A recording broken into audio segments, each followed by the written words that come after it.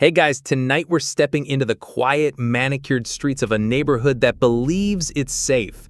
We're pulling back the curtain on a house so perfect, so obsessively clean, that its very tidiness becomes a scream for help. It's a place where a single leaf on a polished floor can unravel a mystery that seasoned officers nearly dismissed as a prank call. This story is a testament to the nagging, persistent voice of human intuition against the cold logic of procedure, and a chilling reminder that the most terrifying monsters are the ones who mow their lawns on schedule. Fair warning, you probably shouldn't be listening to this alone. The silence in your own home might start to feel a little too loud. So before you get comfortable, take a moment to like the video and subscribe, but only if you genuinely enjoy what I do here. Your support is what keeps these late night sessions going. When you're done, drop a comment with your city and what time it is for you. It's always fascinating to see where these stories are reaching. Now dim the lights, maybe turn on a fan for that soft background hum, and let's ease into tonight's journey together. The call comes in at 3:14 a.m. It's the kind of call you get used to, the kind that blurs into the static of 1,000 other shifts. A 911 hang-up. No voices, no struggle, just the sound of an open line for 3 seconds, then a click. It's a priority one call by the book, meaning you have to respond, but 99 times out of 100, it's a butt dial, a kid playing with a disconnected phone, or an elderly person who knocked the receiver off the hook and can't find it. You're Officer Evans, 2 years on the force, still young enough to feel a flicker of adrenaline, but seasoned enough to know it's probably nothing. Your partner for the night, Officer Miller, is a monument to cynical burnout. 20 years in, he's seen it all, and his patience for late-night wellness checks has been worn down to a nub. As you pull the cruiser to a silent stop in front of 112 Oakmont Lane, he lets out a heavy sigh that fogs his side of the windshield. Another one, he grunts, not to you, but to the universe. Let's knock, clear the call, and grab a coffee. I'm dying over here. You step out of the car into the heavy pre-dawn air. The neighborhood is suffocatingly perfect. Each lawn is a manicured green carpet. The houses are pristine examples of suburban architecture, and there's not a single car parked askew. It's the kind of place that has a homeowners association with its own secret police. 112 Oakmont is the crown jewel. The paint is a crisp, brilliant white. The landscaping looks like it was trimmed with surgical scissors. A single, tasteful porch light illuminates the front door, casting a warm, welcoming glow that feels like a lie. You follow Miller up the bluestone walkway. He gives the door 3 solid raps with his knuckle. Police department called 911, just here for a wellness check. His voice is loud, bored, and echoes slightly in the unnatural quiet. You both wait. Nothing. No dog barking, no TV murmuring from within, no frantic homeowner rushing to the door with apologies. Just silence. You can hear the hum of a refrigerator from the house next door. That's how quiet it is. Miller knocks again, harder this time. Police! Anyone home? More silence. He turns to you and shrugs, the universal police gesture for, "We tried." This is where procedure gets a little fuzzy. A 911 hang-up can be considered an exigent circumstance, a legal justification for entering a home without a warrant if there's a reasonable belief that someone inside is in imminent danger. But it's a huge gray area. Experts still argue over the threshold for that reasonable belief. Is a silent hang-up enough? Force entry on a house this immaculate, and you risk a massive lawsuit if it turns out to be a simple mistake. "All right, I'm calling it," Miller says, pulling out his radio. No answer at the door, house is secure, seems like a false alarm. But something stops you. It's a small detail, almost invisible. Through the large picture window next to the door, you can see into the foyer. The lights are on. The floor is made of gleaming white marble tiles, so polished they reflect the ceiling light like a mirror. And right in the middle of that pristine, sterile floor is a single, dark, damp oak leaf. It's out of place, a tiny flaw in a perfect picture. You look around the front yard, not a single oak tree in sight. Sycamores, maples, a few decorative pear trees, but no oaks. "Hold on," you say, pointing. "Look." Miller squints his eyes, following your finger. He sees the leaf. So, the guy stepped on it and tracked it in. Big deal. But you can't shake it. The leaf is wet, suggesting it was brought in recently. The rest of the floor is bone dry. There are no other tracks, no smudges, just that one solitary leaf, sitting there like a clue left on purpose. It's an odd, almost artistic placement. It's the kind of detail that makes the hair on your arms stand up. Let's just check the perimeter, you suggest, trying to keep the urgency out of your voice. Doors, windows. The dispatcher said the call came from a landline registered to this address. It wasn't a cell phone butt dial. Miller rolls his eyes, but he doesn't argue. It's standard procedure after all. You go left, he goes right. You run your flashlight along the side of the house. The windows are all locked, the paint flawless. You move into the backyard. It's even more perfect than the front. A flawless patio, a high-end gas grill with its cover neatly on, and a small, zen-like rock garden. Everything is in its place. Everything is clean. Then you see it, the back door. It's a sliding glass door, and it's open, just a crack, maybe an inch. It's an invitation. Now the legal debate in your head intensifies. An open door combined with a 911 hang-up, that strengthens the case for exigent circumstances. You could be walking into a trap, or you could be walking past a person bleeding out on the kitchen floor. The irony is staggering. The overwhelming neatness of the property is what's screaming that something is terribly wrong. A messy house feels lived in. This feels staged. You call out for Miller. His heavy stuffs crunch on the gravel path as he comes around the corner. You point your light at the gap in the door. He stops, and for the first time tonight, the bored look on his face is replaced with something else. He finally sees it too. This isn't a false alarm. You feel a cold knot tighten in your stomach. An open door changes everything. Miller sees it in your face, and his own expression hardens, the boredom replaced by a sharp, focused awareness. He unholsters his weapon, holding it low and ready. You do the same. The quiet of the suburban night is no longer peaceful, it's predatory. "Police, announcing our presence," Miller shouts into the gap, his voice now stripped of its earlier weariness. "Coming in." You push the sliding glass door open. The rollers are silent, freshly lubricated. Of course they are. You step over the threshold from the damp night air into a climate-controlled, sterile environment. The first thing that hits you is the smell. It's not rot or decay, it's bleach. A tidal wave of industrial-strength cleaner so potent it stings the inside of your nose and makes your eyes water. It's sharp, chemical, and has a weirdly floral undertone, like someone tried to mask the bleach with a gallon of lemon-scented air freshener. It's the smell of aggressive, desperate cleaning. You're in a kitchen that looks like it's never been used. Stainless steel appliances gleam under recessed lighting. The countertops are a vast expanse of polished granite, completely bare. No coffee maker, no toaster, not even a stray crumb. You've seen model homes with more personality. You and Miller move in a practiced, silent dance, clearing the ground floor room by room. Living room, beige sofas with perfectly fluffed pillows, a glass coffee table wiped clean of any fingerprints, and a television that's a black, reflective void. Dining room, a long wooden table set for 8, even though it's clear no one has eaten here in a long time. Each place setting is immaculate, the silverware aligned with military precision. As you clear the rooms, the wrongness of it all deepens. This isn't just a neat person's house. This is a simulation of a home. There are no photographs on the walls, no scuff marks on the baseboards, no stack of mail on a counter. The homeowner, a Mr. Alistair Finch, according to the property records you looked up in the car, is a ghost. He owns this house, but he doesn't seem to live here. You head upstairs, your feet silent on the plush, cream-colored carpet. The chemical smell is even stronger up here, concentrated near the master bathroom.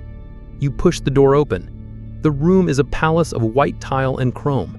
The air is thick with the scent of ammonia and bleach, so overpowering you have to take a shallow breath. The shower has been scrubbed so hard the grout is whiter than the tile. The floor is spotless, but inside the empty walk-in closet you spot it. A single, dark red-brown smudge on the pristine white carpet, no bigger than a quarter, tucked away near the wall. It could be anything. Wine, rust, nail polish, or it could be blood that someone tried and failed to completely scrub away. You finish the sweep. The house is empty. No victim, no suspect, no Mr. Finch. You meet Miller back in the kitchen. He's already on the radio to dispatch. 112 Oakmont is clear, no sign of a resident. We have an open back door and what appears to be an empty house. Advise. He looks at you, his face a mask of frustration. Okay, we did our due diligence. The guy's a nut job with a bleach fetish who forgot to lock his door. Dispatch wants us to close it up and clear the call. We can file a report about the open door in the morning. This is the moment. You can nod, get back in the car and spend the rest of the shift wondering, or you can push. Every instinct in your body is screaming at you.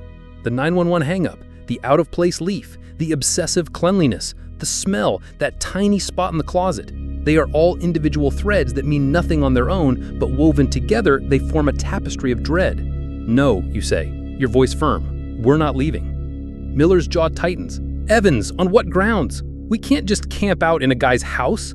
This is where we get into fruit of the poisonous tree territory. If we overstay our welcome under exigent circumstances, anything we find from this point on could get tossed out of court. The clock is ticking. He's right. It's a foundational legal principle in the U.S. Evidence obtained illegally cannot be used in a trial. If a judge decides your initial entry was justified, but your continued presence wasn't, the whole case could collapse before it even begins. The circumstance hasn't ended, you argue. We still don't know the status of the 911 caller. The homeowner is missing. The scene suggests a potential crime has been covered up. We're not searching, we're securing a potential scene. It's a fine line, a legal argument that could be debated for hours by lawyers. The Supreme Court has wrestled with similar issues, like in Florida versus Jardines, where they ruled that bringing a drug-sniffing dog to someone's front porch constitutes a search and requires a warrant. Bringing a specialized canine inside a home based on a feeling is even more controversial. Experts still debate whether the unique capabilities of a cadaver dog require a higher standard of probable cause than a simple visual search by an officer. You know what you need. You need a partner who can smell what you can only feel. I'm calling for a canine, you announce. Miller stares at you like you've grown a second head. A what? For drugs? There's not so much as a speck of dust in here. Not a drug dog. I want an HRD K9, a cadaver dog. The silence that follows is heavier than the smell of bleach. He just shakes his head slowly. You're out of your mind. You're gonna call the sergeant and ask him to wake up the canine unit because a house is too clean? He's gonna laugh you off the radio.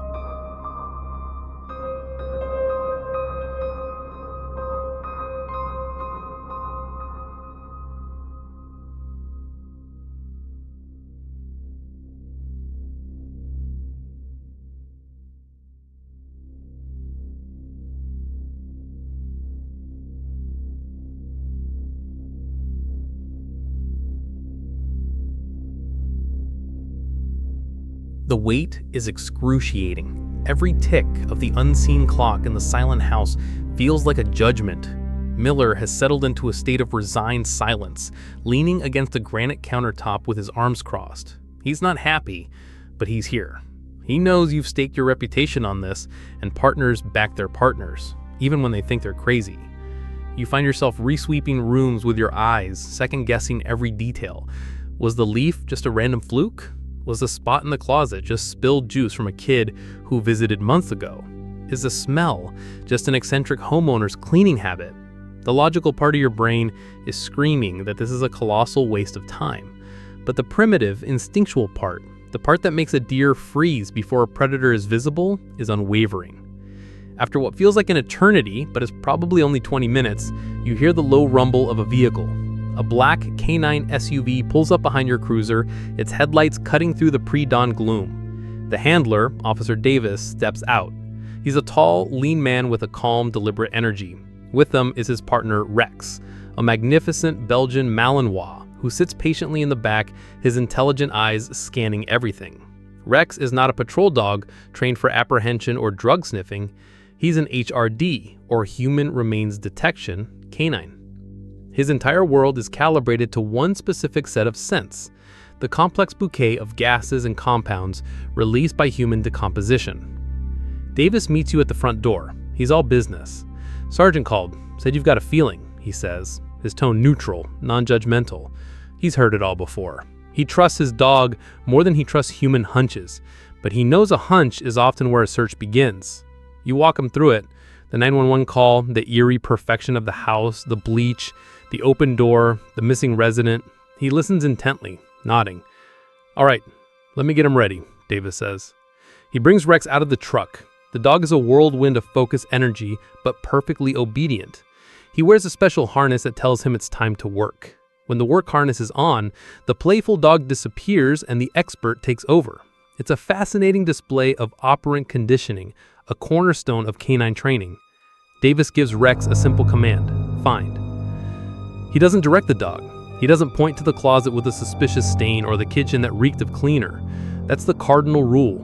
A handler must never lead the dog because the dog's nose is infinitely more sensitive and objective than a human's eyes or suspicions. To do so would be to risk a false alert, tainting the evidence. It's an odd detail of the process. The human, with all their logic and reasoning, must completely surrender to the animal's instinct. Rex enters the house and immediately ignores everything you and Miller found significant. He trots right past the kitchen, his nose twitching but uninterested in the lingering bleach smell. This is the first twist for you and Miller. You were so sure the cleanup was the key. But for Rex, the chemical smell is just noise, an annoyance to be filtered out in his search for the target odor. He sweeps the ground floor with a swift, efficient pace, his nose sometimes high, sampling the air currents, sometimes low, checking the seams where the walls meet the floor. He goes upstairs, sniffs around the closet with a small stain for a moment, and moves on. Nothing. He gives no indication of a hit. Your heart sinks. Miller shoots you a look that says, "I told you so." The sergeant is going to have your badge for this. You followed your gut, and your gut led to a dead end.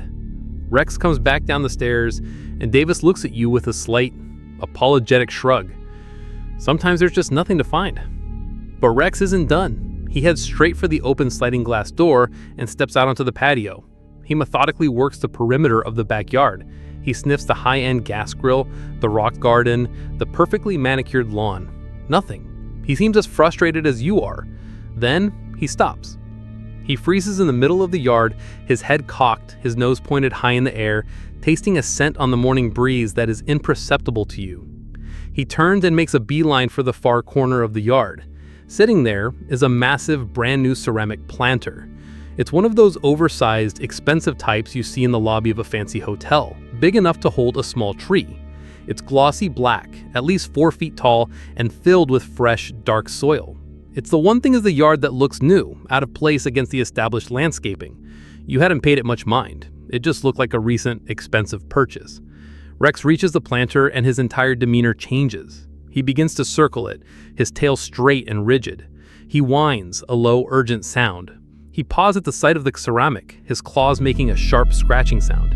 And then he gives his final trained alert. He sits directly in front of the planter, stares intently at it, and lets out a single, sharp bark. It's an undeniable, explosive announcement. It's here.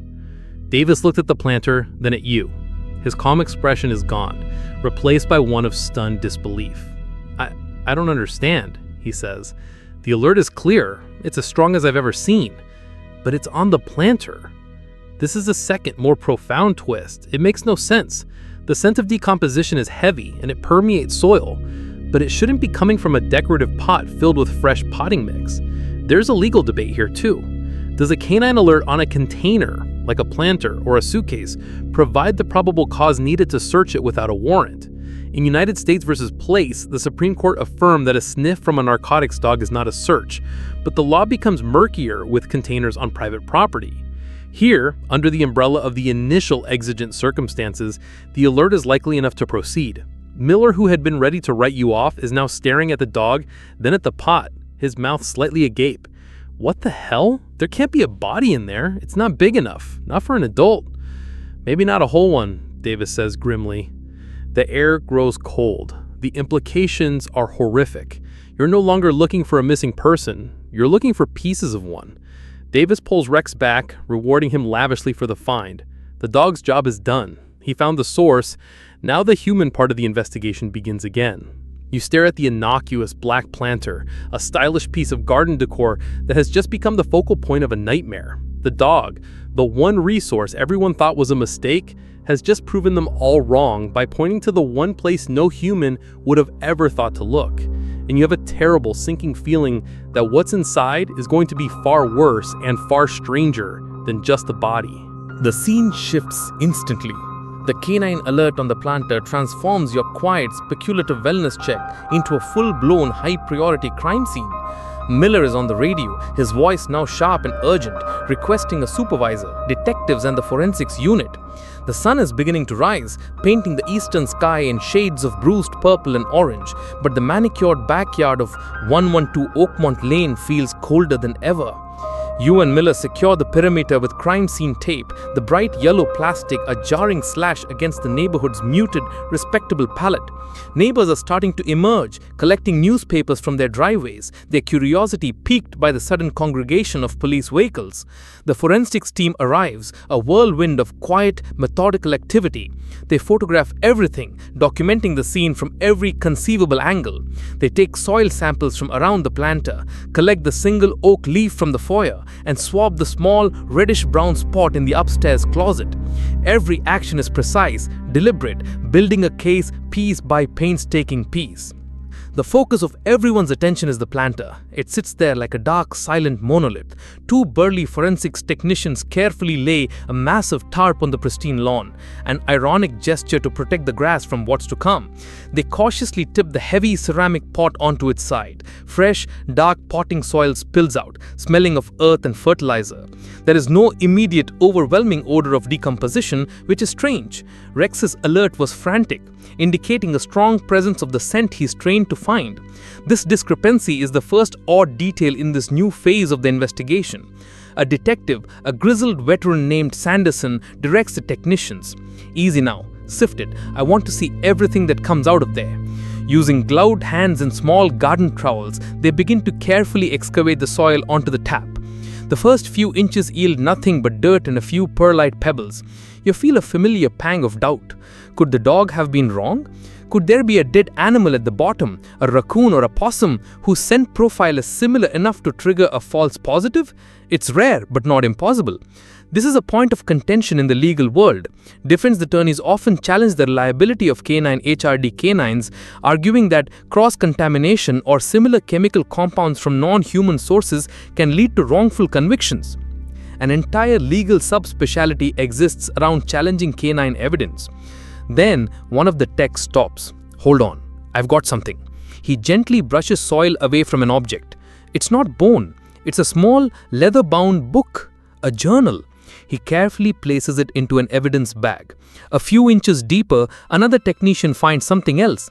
A silver Zippo lighter with the initials JD engraved on the front. Then more items emerge, one after another, like artifacts from a bizarre archaeological dig. A woman's watch with a cracked crystal, stopped at 7:22. A set of car keys for a Ford. A single, tarnished silver earring. A wallet containing a driver's license for a man named Julian Danes, the JD from the lighter. It's a chilling collection. There are no human remains, not a bone, not a speck of tissue. Instead, you've unearthed a cache of personal effects, a curated collection of trophies. This is the first major twist of the dig. You came looking for a body, but you found a ghost's possessions. This is infinitely more disturbing. A murder is an act of passion or cold calculation. This is something else. This is a collector, a predator who keeps souvenirs from his hunts. The bleach smell in the house suddenly makes a different, more sinister kind of sense. It wasn't about cleaning up one single messy crime. It was about sanitizing the entire environment to erase any trace of the people who had been brought here. Sanderson looks at the growing pile of evidence bags on the top. Run the names, he says to another detective. Julian Danes. And check the watch and the earring with missing persons reports. Check the Ford keys against any abandoned vehicles. The investigation is exploding outwards from a single pot in a single backyard into a web of unknown victims. The case of the missing homeowner, Alistair Finch, is no longer just about his own welfare. He has just become the prime suspect in a series of potential kidnappings and murders. While the detectives work the phones, you stare at the driver's license in the evidence bag. Julian Danes. He's smiling in the photo, a young man with kind eyes. The license was issued 3 years ago. A quick check on the mobile terminal in your car reveals the horrifying truth. Julian Danes was reported missing 2.5 years ago. He was a college student who vanished on his way home from a night class. His car was found a week later in a long-term parking garage at the airport, wiped clean. The case went cold. This is a real criminal event, the kind of breakthrough that revives a dead investigation. The discovery of his wallet and earring here, hundreds of miles from where he disappeared, is a direct link. It proves his disappearance was not a voluntary act. He was the victim, and whoever buried his belongings in this planter is his killer. The final, deeply unsettling irony hits you as the techs finish sifting through the last of the soil.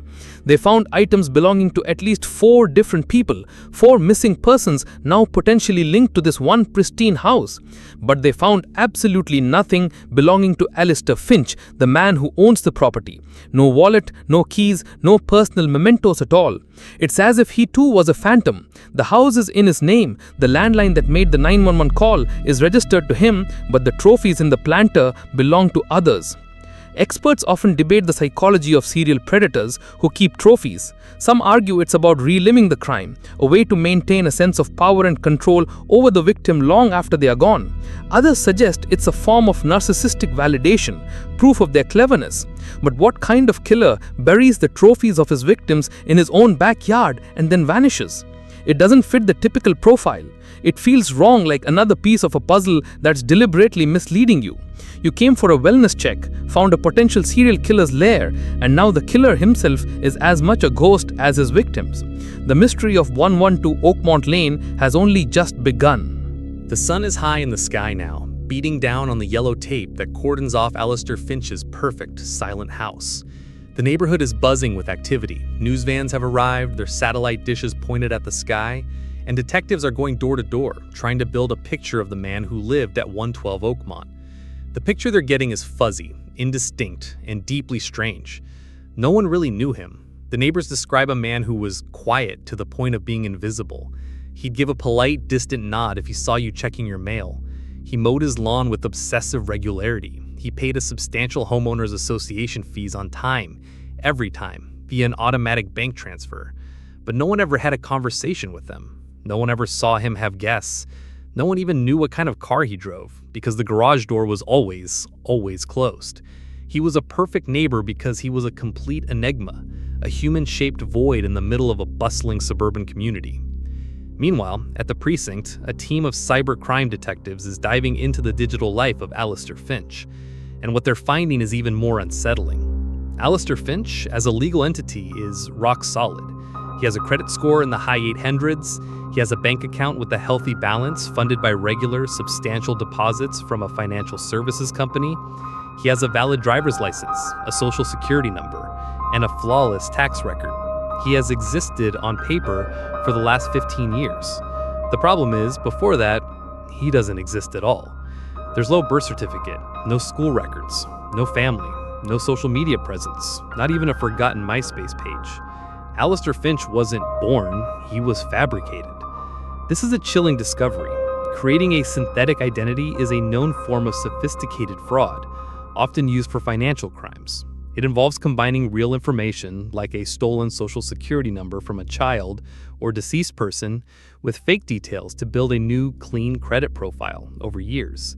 It's a real and growing criminal enterprise, but it's almost always used to defraud banks or credit card companies. The FBI reports that synthetic identity fraud is one of the fastest growing financial crimes in the US. But using one as the cover for a series of murders? That's a whole different level of methodical, patient evil. This isn't a crime of passion killer. This is a predator who plants his life in decade-long increments. The hunter has become the hunted, but you're chasing a ghost. A ghost who spent over a decade building a shell identity, bought a house in a quiet neighborhood, and used it as the stage for his horrific hobby. The detectives start to unravel the fabrication. The social security number belonged to a child who died in a car accident in 1993. The financial services company that provides his income is a shell corporation that funnels money through 3 different offshore accounts before landing in Finch's bank account. It's a digital labyrinth, a hall of mirrors designed to be impenetrable. The first major twist in this digital manhunt comes from the bank records. While most of the transactions are automated and sterile, one detail stands out. Every month for the past 2 years, Alistair Finch has purchased a single, specific, and unusual item online: a 50-pound bag of premium, nutrient-rich potting soil from a niche horticultural supplier based in rural Oregon, the same brand of soil found in the planter. This is a mistake, a crack in the perfect facade.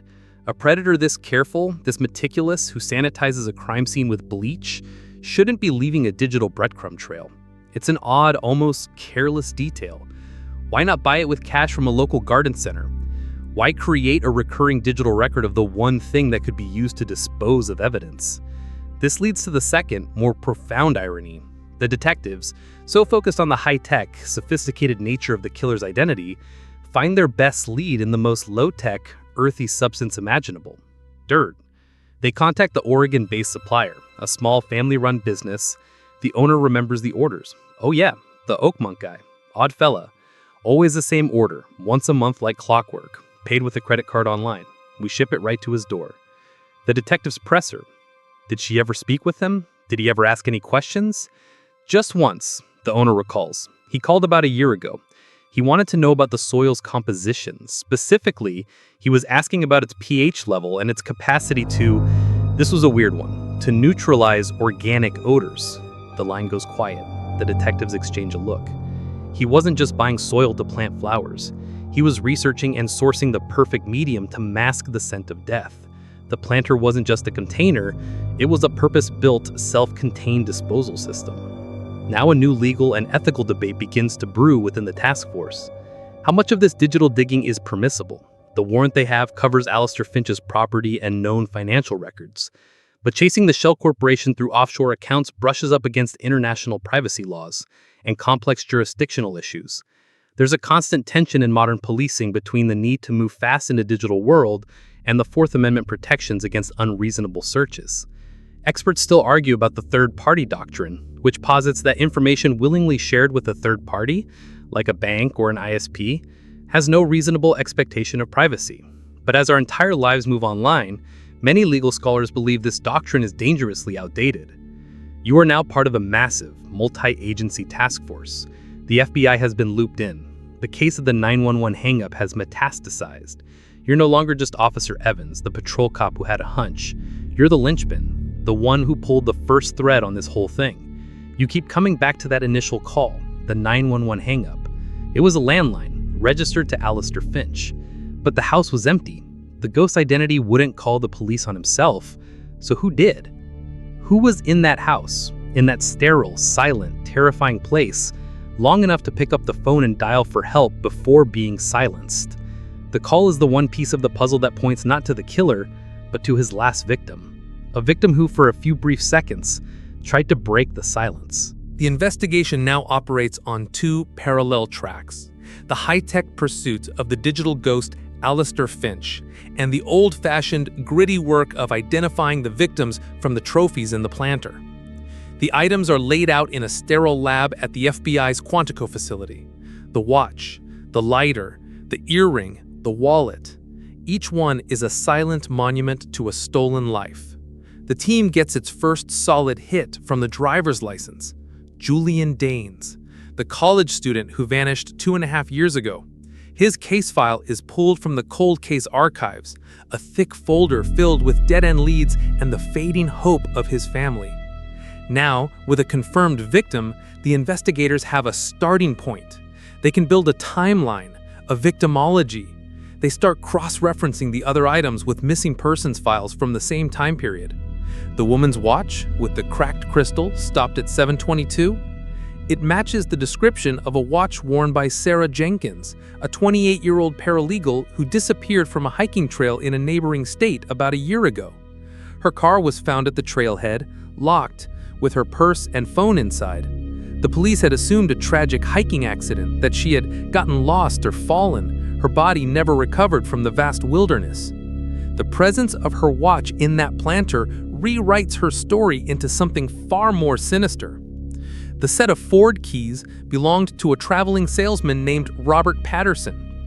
He was reported missing by his wife after he failed to check into his hotel on a business trip 18 months ago.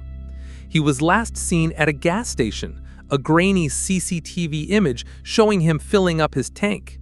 He and his Ford sedan simply vanished. The single silver earring is harder to trace, but its unique handcrafted design is eventually matched to photos on a social media tribute page for a teenage girl, Emily Carr, who disappeared from a suburban mall 4 years ago. This is the first victim, the one that marks the potential start of this killer's spree. The pieces are clicking into place, forming a terrifying mosaic of death. 4 victims from 3 different states over a period of 4 years. Julian Danes, Sarah Jenkins, Robert Patterson, Emily Carr. They have no obvious connection to each other. They vary in age, gender, and occupation. They disappeared from different locations under different circumstances.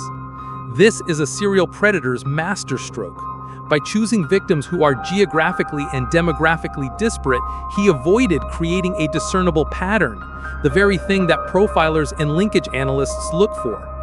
This is a real technique used by some of the most elusive serial killers in history, like the Zodiac Killer, who deliberately varied his methods to confuse law enforcement.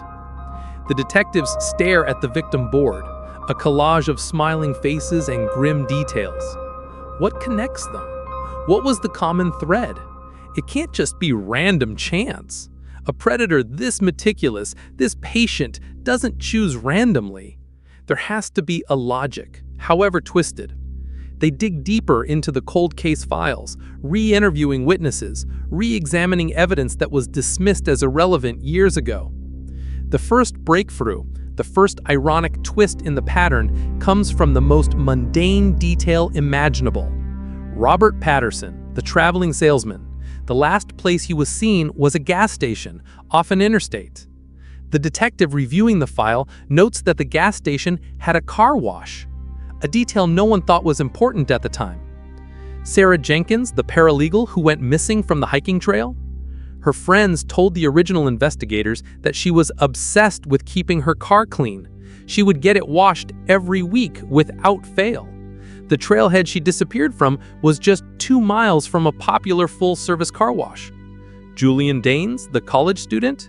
His roommate mentioned that Julian had just gotten his car detailed the day he disappeared. He was excited about it, showing it off. Emily Carr, the teenager at the mall? Her friends remember her getting a text from her mom to get the family minivan washed on her way home. She was last seen walking in the direction of the mall's auto detailing service. Suddenly, you have it. The connection. It's not a place, a type, or a social circle. It's an activity, a car wash. It's a brilliant, terrifying hunting ground, a place where people are transient, where they are often alone, distracted, waiting for a service to be completed. A place where a friendly, unassuming stranger could strike up a conversation without raising any alarms. This is the odd detail that police had overlooked in 4 separate investigations, because on its own, it was meaningless. Only by connecting the dots from the trophies in the planter does the pattern emerge. This leads to a new theory, a new debate among the investigators. Was the killer an employee at one of these car washes, or was he a customer, a fellow predator who used these locations to stalk his prey? The theory that he was an employee seems more likely. It would give him a legitimate reason to be there, to interact with the victims, maybe even to get them to a more secluded area under the pretext of finishing a detail or a repair. This is a classic lure technique.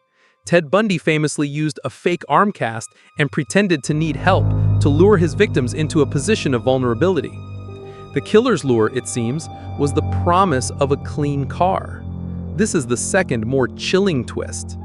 The team starts pulling employee records from dozens of car washes and auto detailing shops in a 3-state radius, looking for anyone who worked at multiple locations that line up with the disappearances.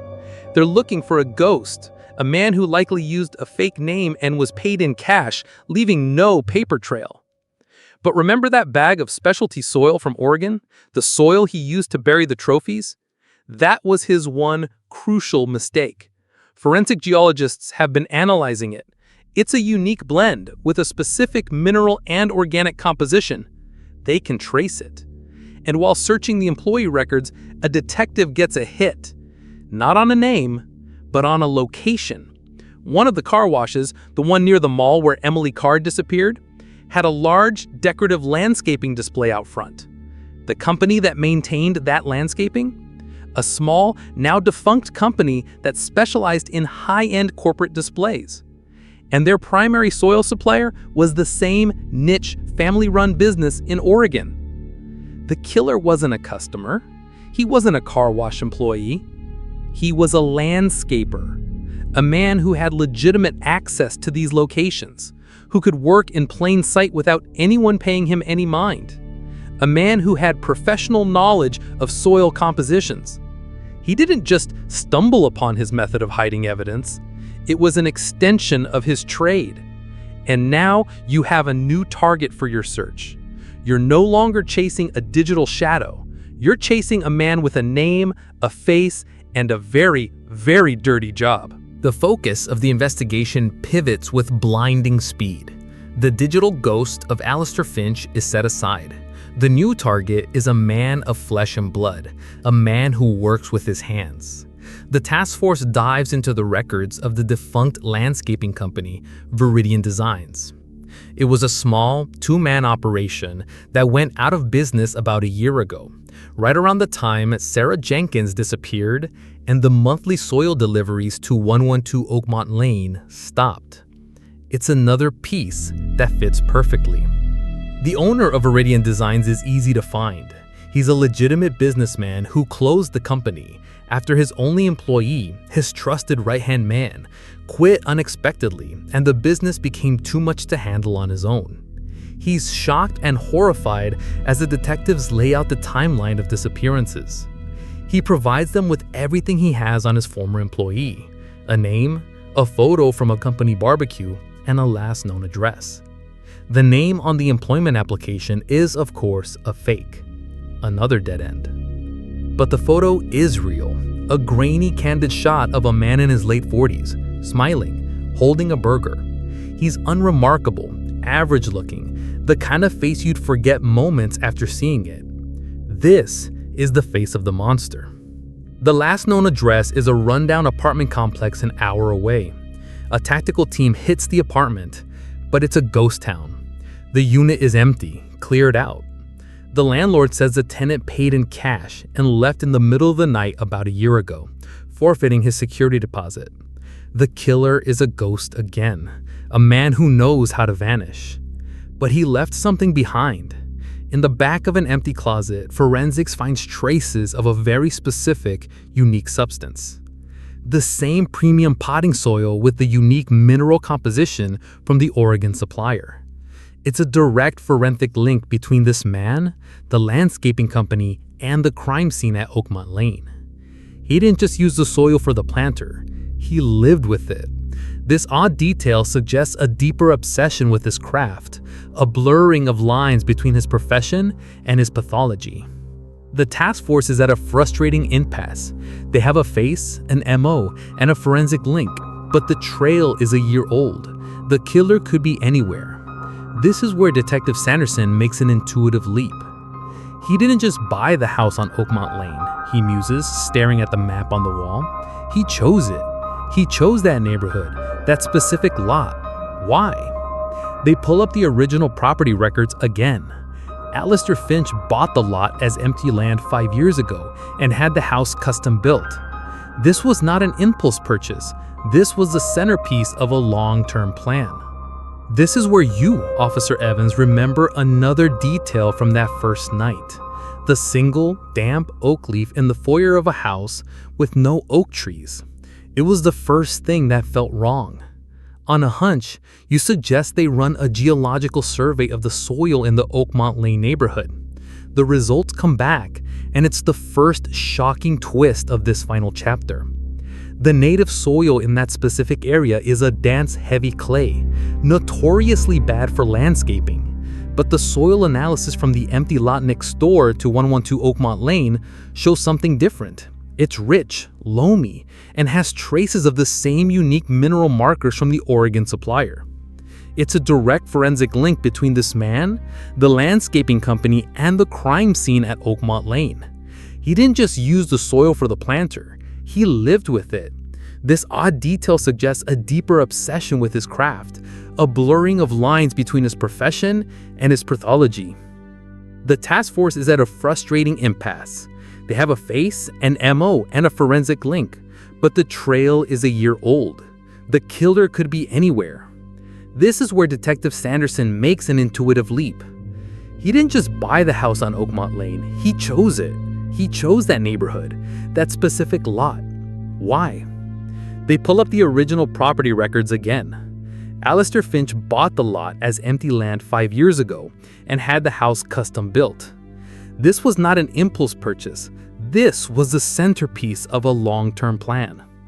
This is where the excavation begins. Under the grim, silent supervision of the FBI, the true horror of the last 4 years is unearthed. They find what they are looking for, the real criminal event. The bodies of Julian Danes, Robert Patterson, and Emily Carr were buried deep, encased in a layer of odor-neutralizing soil, their graves marked by nothing at all. But Sarah Jenkins, the last victim, isn't there, and the killer is still in the wind. While the forensic teams work, the manhunt for the landscaper goes into overdrive. His face is blasted across every news channel.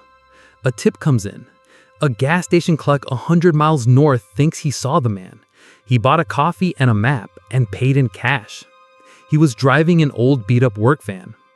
Another tip comes in an hour later.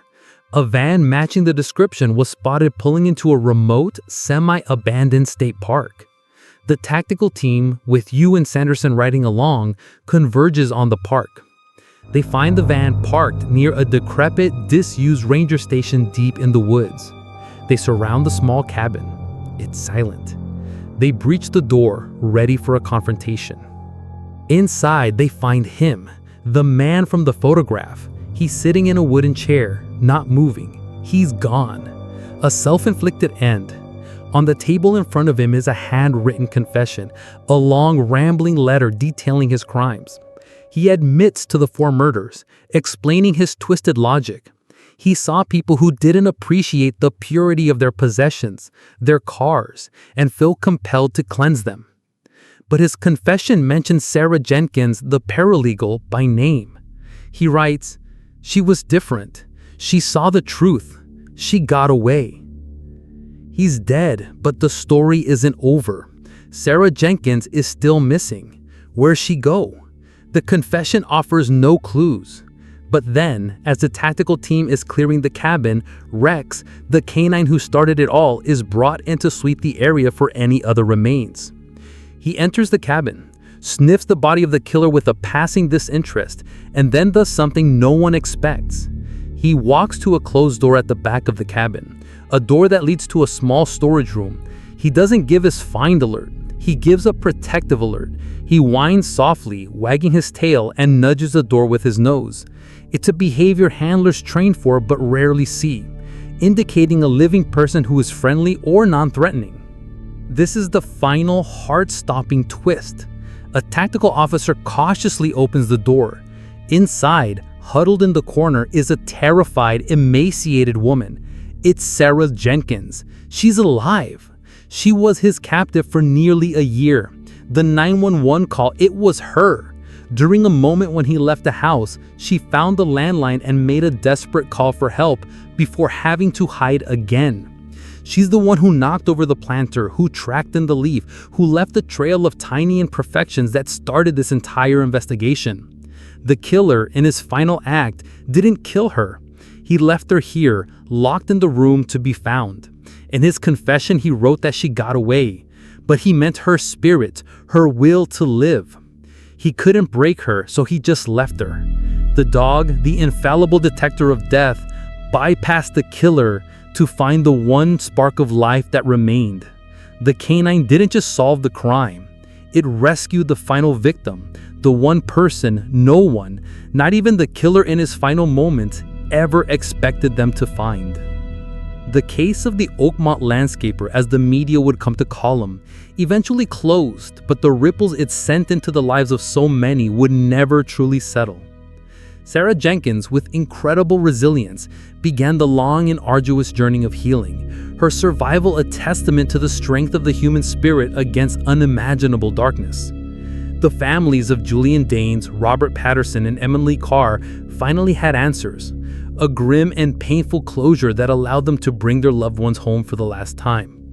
For you, the call to 112 Oakmont Lane became a defining moment, a stark reminder that sometimes the most profound truths are hidden, not in the noise, but in the silence, in the details that whisper when everything else is shouting.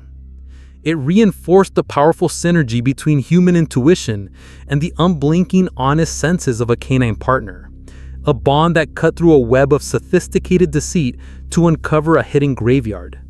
The story serves as a quiet monument to the victims and to the dogged, patient work that honors their memory by bringing the truth, however horrific, into the light. Thank you for joining me on this journey tonight. These stories are dark, but I believe in understanding the shadows, we can better appreciate the light. If you found this narrative compelling, a simple like or a share goes a long way in helping the channel grow and allowing me to continue bringing these cases to you. And as always, I'm eager to hear your thoughts in the comments below. What details stood out the most to you? For now, though, the story is over. Let the quiet of your room be a comfort, not a source of suspense. Thank you, and stay safe out there.